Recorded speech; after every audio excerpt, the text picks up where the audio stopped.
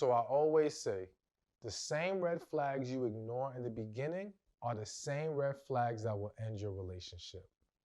But the reality is sometimes the red flags don't look completely red. Like maybe they're burgundy or yellow, all right? And because of that, it causes a person to think, well, maybe this isn't really a big issue. Maybe this is something I can work with. But lo and behold, it still comes back to bite you in the butt. And we have to be very careful with overlooking or rationalizing past red flags. Now, let me make it very clear. I do not believe in the whole idea of see the red flag and run for your life. No, I believe in see the red flag, address it, and if it cannot be corrected, then you walk away.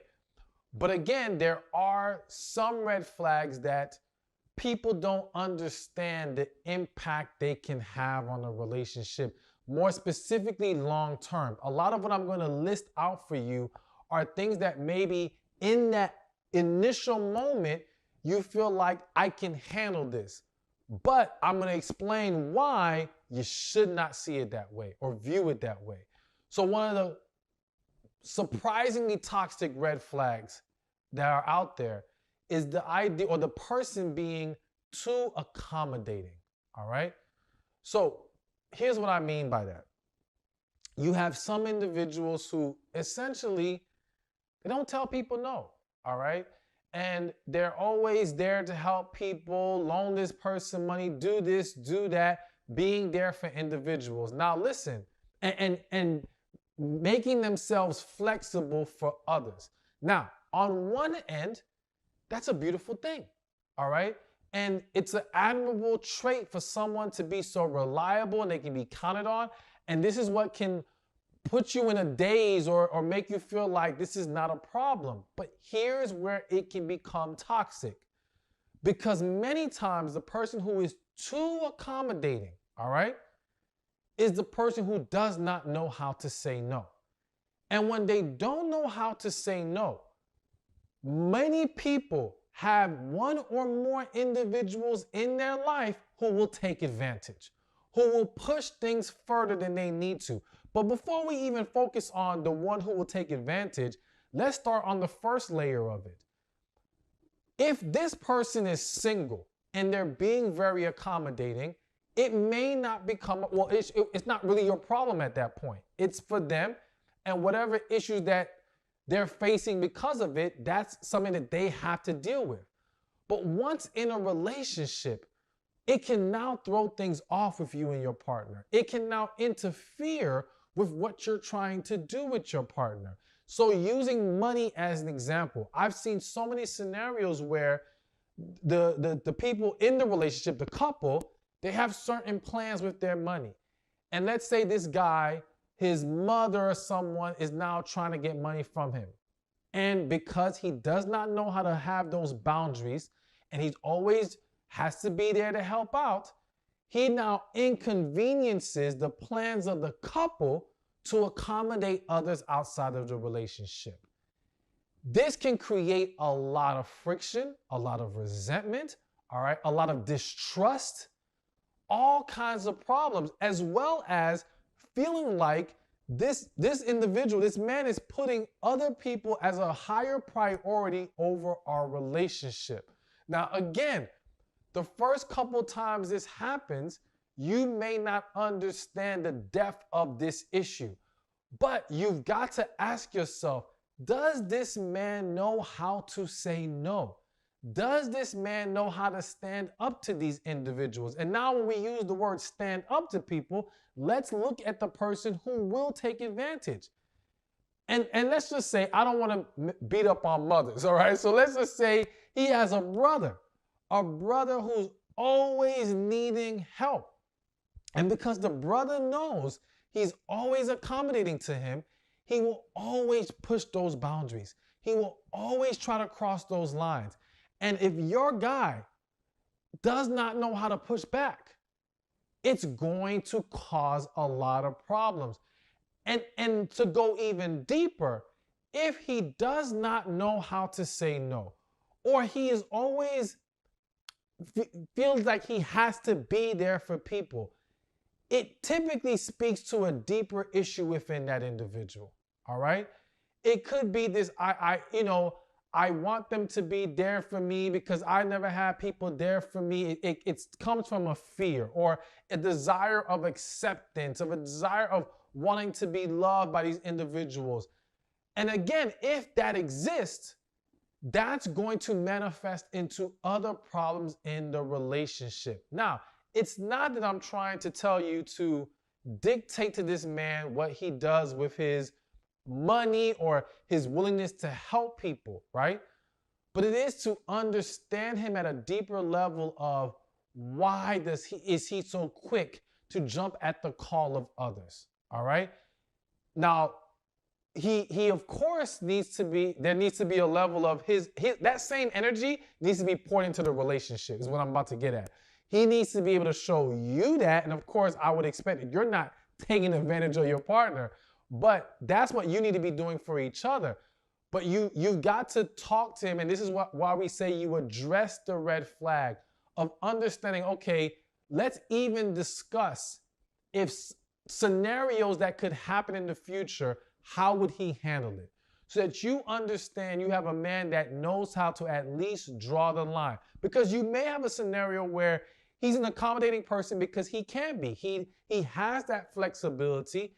He has no problem doing it. It comes from a genuine place, but he understands when to say no, how to say no, and not let things go too far. All right? So ultimately,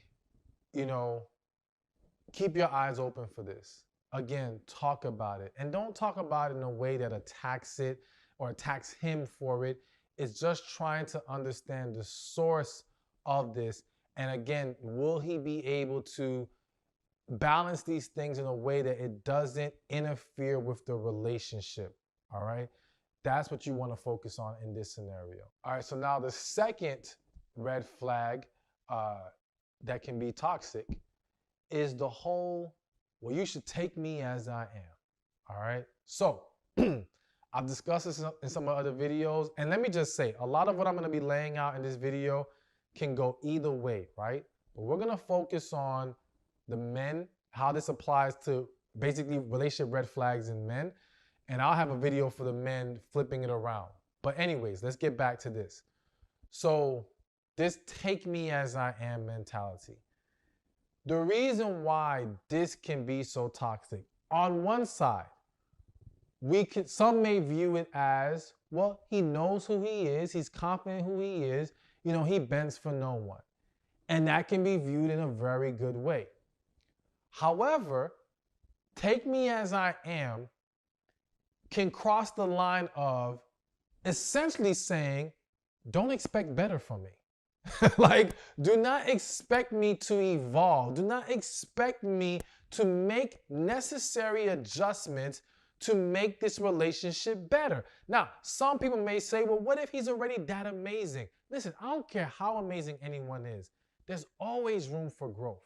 There's always room to be better. And if he has a take me as I am mentality, a lot of times that speaks to or can speak to an arrogance about the person that they don't think they need to be better, that they don't think that there's any room for improvement. And so how can you grow with that individual? How are you going to be able to overcome obstacles with someone who doesn't see any wrong in them? An individual has to be humble enough. And I'll say this, you can be confident and still humble. You can be confident in who you are and the quality that you bring to the table, but humble enough to understand we are always evolving as human beings. There's always room for improvement, and at least we can always be open to whatever areas that may need that improvement, because sometimes we have blind spots, all right? Sometimes there are little things we do not understand and recognize as flaws and issues that are indeed having a negative impact or can have a negative impact. So you want to look for that person to have that level of humbleness to where, okay, I can see where I can be better here. So again, this is an issue that needs to be discussed, because there's gonna come a time in that relationship where things need to be adjusted. That's just the reality of it. And if he has that level of stubbornness, that's going to cause a lot of problems. A lot of problems. And I will say this. Though I don't deviate, or I'm not changing my position that this is a red flag.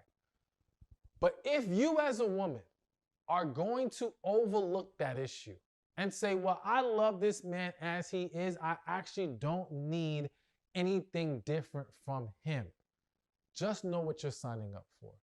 Just understand that you got to accept that this is what you're getting, and you can't think, well, he's just saying that now, he'll change later. No, he won't. Like, listen, I've seen marriages 20 years in, relationships 10 years in, and the man is still the same. And his mentality was, well, I gotta change. I've been like this from the beginning. She knew what she was getting. So don't fool yourself into thinking these are just words and no one actually stays the same. Some people will. And you've got to be mindful of that. All right, so now on to the third red flag, so that's surprisingly toxic, is when he's too blunt. All right? So now, let me give this quick disclaimer. Excuse my language, but I'm a recovering okay.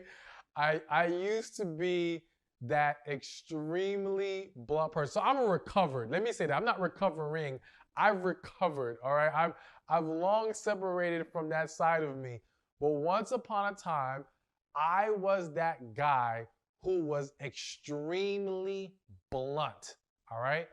And what I can tell you with confidence is that very blunt people tend to look at their bluntness as there's nothing wrong because I'm just being honest.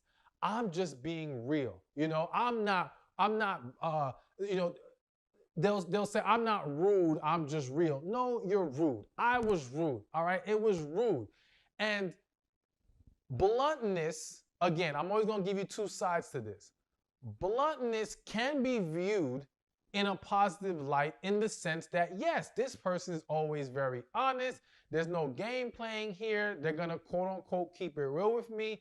And that can be refreshing, right? But the reason why this can be toxic and really is toxic is because picture this. You're with this man. He's very blunt, all right? And let's just say in the beginning, you like it, you find it attractive, and you even celebrate it to a certain extent. And all is good until the moment comes that something happens that you're sensitive to. And now that bluntness cuts you deeper. That bluntness is not what you needed in that moment. You needed more compassion. You needed more consideration. But this man has been conditioned to thinking there's nothing wrong with being blunt. He has no tact whatsoever. And now, because he does not know how to watch his mouth or be mindful of his delivery in those moments, the hurtful things he says, or because of the way he says it, can now plant seeds of deeper hurt, of insecurity, of this toxic energy in the relationship. So it's very dangerous to make excuses for being blunt. And I say that from both sides. But as a woman who's dealing with this, you got to nip that in the bud from the beginning. We can welcome honesty, but bluntness without filter, bluntness without, not being tactful in the way you deliver the message, that should not be allowed. Because again, if you're going to allow yourself to think, but I'm good with it right now, you got to ask yourself, well, will I be good with it years later, months later, or again, at those times where the situation calls for more sensitivity. And this man has to learn how to speak to you and understand how certain moments call for a different kind of energy right now. All right. So it's important that that's established and discussed early on. But also, here's the thing. If you attempt to address things with that blunt person, because let's go back to me when I was younger. If someone had came to me at that time and said, well, listen, you're too blunt, you have to learn how to talk to me, I'd have been like, I don't care. This is the way I am. This goes back to take me as I am. All right.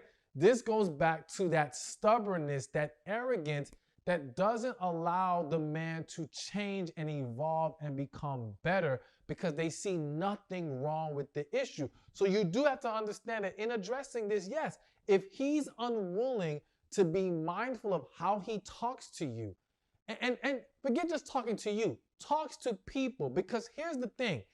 If he can't control his tongue or master his words with others, he will constantly slip up with you. The issue of being too blunt, and let's just call it what it is, being too rude, all right? It's going to pour over when you don't learn how to get better at it with people in general. So for me, like me getting away from that, I had to learn how to deliver my messages to anyone. It didn't matter if it was friends, associates, people online, whatever. That modified delivery is important. And again, it's not asking people to not be honest and real. It's just asking people to be mindful of how they speak, how they deliver that message. So you've got to address it. And if he's unwilling to fix it, I'm telling you, you don't want to entertain it. And here's what else is also hitting my spirit that I need to mention. What a lot of people who are blunt aren't admitting to themselves is that being blunt is a very selfish act, all right? Again, we validate it by saying, well, I'm just being real, I'm just being honest, that's how I am. But the reality is what we're saying is, I don't want to have to hold myself to a higher standard of how I speak to people. I don't want to have to be mindful of my delivery. I want to be able to say things the way I want to say it, F what anyone else thinks. It's a very selfish, self-centered way of thinking. And in many cases, I'm not going to say all, but in many cases, it stems from a deeper brokenness in the person. Again, I'm speaking as someone who used to be that guy. What I can tell you, I'll be honest with y'all. And I'm not going to say this applies to 100% across the board to everybody. But I can say that when I was my most blunt, it came after being hurt and me literally saying to myself, F the world, I don't care what anybody thinks anymore. I'm going to say what I want, do what I want, and whatever it is, all right? It was from brokenness. And a lot of times people don't want to acknowledge that it almost works in this guarded way. It's hard to explain, but it's a wall up essentially. It's a wall up, and we're not allowing ourselves to be more vulnerable in a way that allows us to be considerate of people's feelings, all right? And be mindful of people's feelings. And once we can tap into that, that changes everything. So that's another reason why you don't want to overlook it, because not only does that bluntness turns into something toxic in the relationship, it typically stems from something toxic within that person. All right, so let's keep this going. A fourth red flag that can be surprisingly toxic, and I really want to talk about this one, is someone being overly or selectively frugal. Let me explain. Let me first start out by saying I think that there's nothing wrong with being frugal, all right? So I'm not demonizing anyone who's frugal out there, all right? Nothing wrong with that. Being mindful of how money is spent, being a good manager of money, all these things, looking for deals, nothing wrong with that. I got tons of frugal friends, okay? But being overly frugal can become toxic when you are the type of person who likes to be more free with money. Understand what I'm saying here. What I have observed in a lot of couples is trying to pair up an overly frugal person with someone who likes to be a little bit more free with their money, and I'm not saying reckless with money, though it can go to that level with some people. But I'm just saying that they like to enjoy the fruits of their labor, right? Whereas the frugal person might be more, no, we got to save, we got to budget. You know, they're sticklers for that stuff. It creates a lot of conflict, all right? I'm not saying it doesn't exist, but I have yet to see that couple be in complete harmony and happiness with each other, whichever way it goes. So if it's the woman who's overly frugal or the man who's overly frugal, if the other person isn't in alignment with that kind of thinking, there becomes a problem, because the overly frugal person starts to resent, let's just say, the spender, all right? And to them, even though to the spender, I'm not being reckless, I'm just trying to enjoy myself and enjoy my money, to the overly frugal person, that might be reckless to them, all right? Like, it can get that bad. And to the person who wants to enjoy it, always having this person be a stickler for money can really start to piss them off and be a problem. So this is only a toxic red flag if you are not in alignment with that level of frugalness, or at least you are somewhere in the vicinity of the same financial mindset. All right? And listen, it's because success can be found among different mindsets with money. There are people who enjoy their money. They still, invest, save, all these things, but they might enjoy it more than some couples who may be, or people who are just overly tight with their money, okay? So you got to consider that. So that's being overly frugal. But notice I said overly or selectively frugal. So here's another observation I've made that creates a lot of toxic relationships, is where the individual is only frugal when it comes to other people spending money but them. So essentially, they are frugal at the foundation of it in a general sense. But when they really want something themselves, they'll go spend the money on it. But when you want something, oh, it's too much. Oh, why we have to spend this? And what it really boils down to is they don't see the value in what you value. So let's give a little example. I've seen some, and of course, this issue again is more so you're already in a relationship or married to that person. But these are things you can pay attention to even while you're dating somebody. But an example I have is, let's say there's a married couple and the man is the frugal one, all right? And he's saving and they're budgeting, they're doing all this stuff. And then let's just say he's a man who loves to play video games. So when the new PS5, 6, I don't know, I lost count where it's at, right? When the new one comes out, oh, he finds the money for that, all right? He's quick to buy that. He'll drop $500, $1,000 on that, no problem. But then when his wife wants to, maybe it's take a trip, or maybe it's buy this purse, or whatever, it's, oh, we don't have the money. Oh, it's too much. Oh, you're wasting. But it's like, but wait a minute. You weren't like that with when you really wanted something. And this, I can't tell you how much problems this can create, because again, it can make someone feel like, one, they're being controlled in the relationship, like they're not allowed to spend money the way they want to, depending on how the setup is. It can create that resentment of, again, it feels biased and unfair, and all these different things. And so you have to have discussions about money mindsets. That's very important as early as possible. How do we view money? How do we view budgeting, saving? How do we view spending money on certain things? All right? And how do we set it up to where we don't have these problems and conflicts with each other, where we both can enjoy what we want to enjoy and have that balance of whatever financial foundation we need to set as well outside of that?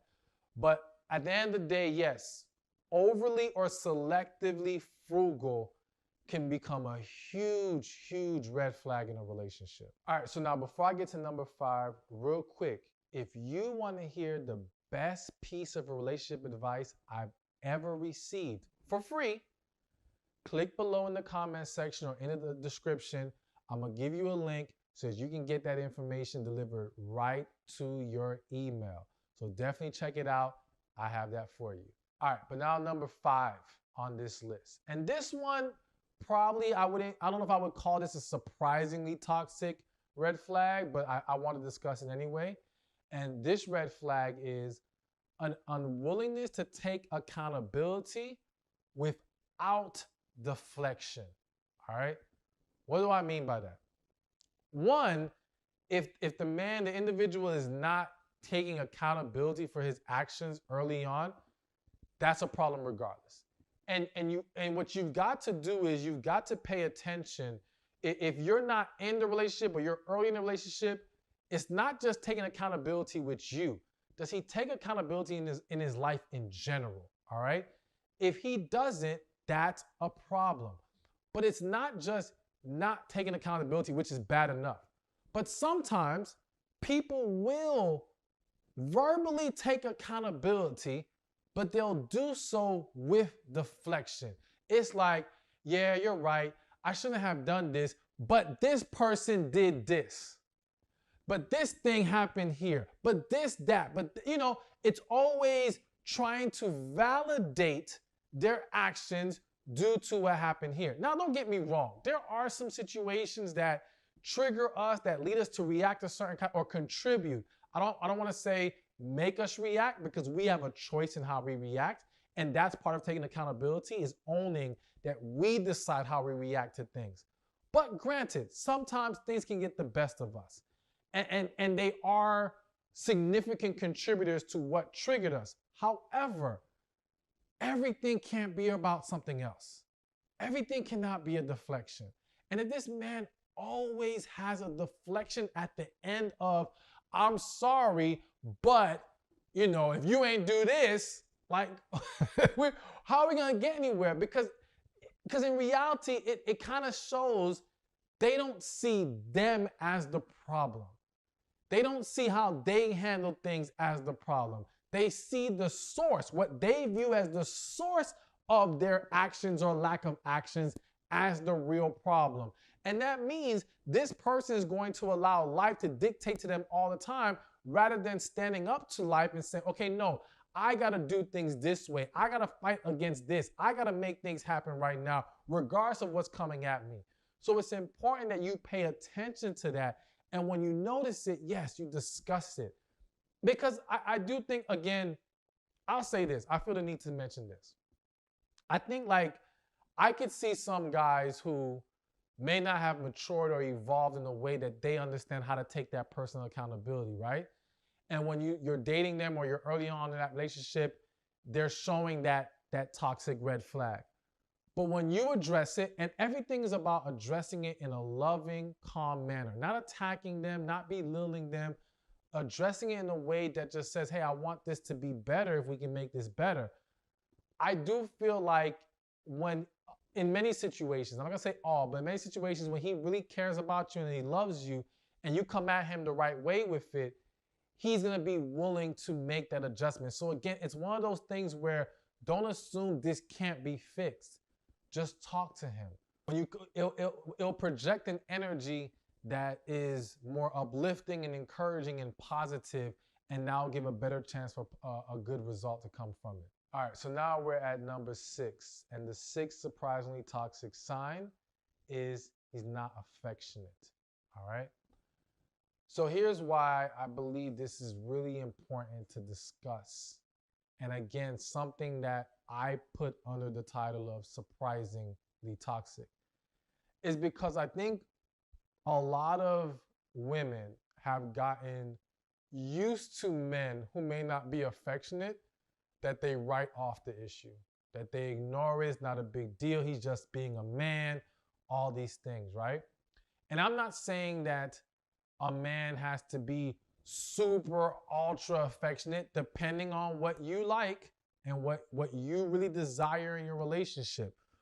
But I think when you're dealing with a man who's not affectionate at all, you can't overlook that. Because again, this is one of those red flags where early on you may feel like you can handle this. And early on, you may be okay with being the initiator of affection, all right? And being the one to just go get your hugs and kisses and all that kind of stuff. But over time, this is going to wear on you. Over time, you're going to want to see him initiate or reciprocate affection more often. And when he doesn't, it can make you feel less valued, less desired, all right? As well as one of the most common issues that I have seen in married couples is the complaint of the only time he wants to touch me is when he wants to have sex. So essentially, the man lacks any ability to be affectionate outside of just trying to warm you up for a couple minutes, if even that long, to get you going and get to the bedroom, all right? And again, a lot of these women complain because it's like, it makes them feel like that's all he ever wants, that she's just an interchangeable piece as far as who he can lay down with. And so now trying to correct that issue with this man who was always lacking in affection is going to be extremely difficult. You don't want to kick this can down the road. You have to address it early as possible. Also understand this. I'm a firm believer that someone not being affectionate is not really who they are. It speaks to a deeper issue. And this can apply to both men and women, but we're going to talk about men. A lot of times, people struggle to be affectionate is people struggle to be vulnerable. It's people struggle to let someone in very close. It's people struggle with falling deeper for someone. Because listen, there are a lot of men who have been hurt, not just hurt in relationships, even hurt by their own mothers, hurt growing up, family members, whatever the case may be, abandonment issues, you name it. And this can sometimes manifest into struggles with intimacy. Some people, people handle things differently. Some people become very affectionate when they didn't get any affection when they were younger, but many people, possibly even more people, withdraw more. And they still want companionship, but they don't know how to completely go all the way in. And so it's important that, again, you address the issue, talk about it. But even if they say, yeah, it's just not who I am, I struggle with it, you've got to be able to say, listen, I need affection in the relationship. I'm going to need it later on down the road. So can we work on this?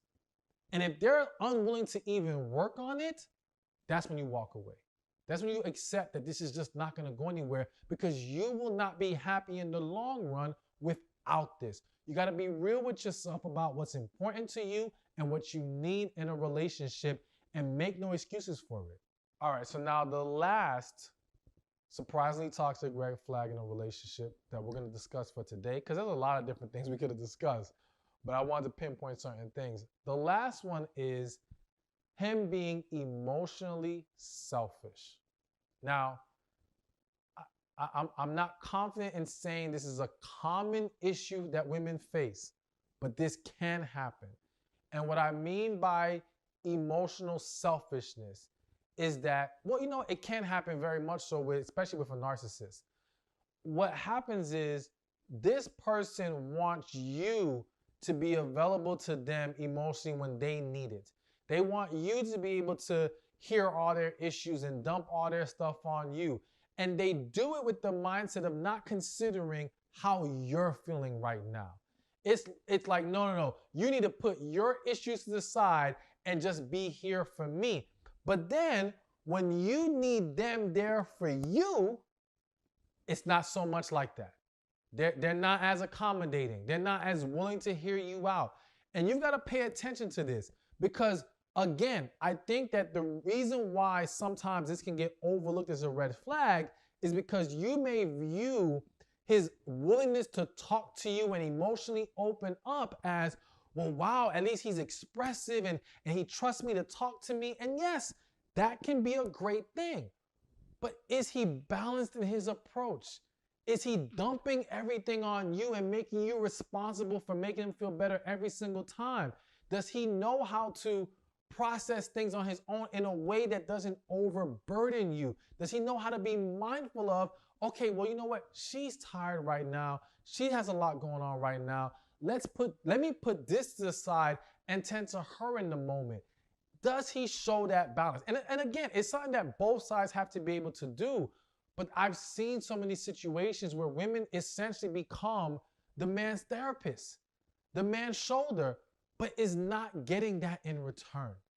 And when that happens, again, don't fool yourself into thinking it's okay or this will change later. This is just a rough patch he's going through. No, if you condition him to thinking, and this is another thing that can happen, you condition him to thinking you can handle your stuff on your own, right? But he gets to just dump everything on you, well, it's going to continue like that. So it's important that you establish balance early on and you make sure you're both pouring into each other, you're both there for each other, you're both being mindful of each other's emotions and mental state and mental health so that you guys never wear each other out with what's going on with life and stress and things of that nature. Hey, thank you for watching this video. Be sure to check this one out right here, and I'll see you there. If you have to chase him, then he isn't worth catching. And he shouldn't have put you in a position that you have to even chase him to begin with. But the reality is that life happens, and there's so many different reasons why women find themselves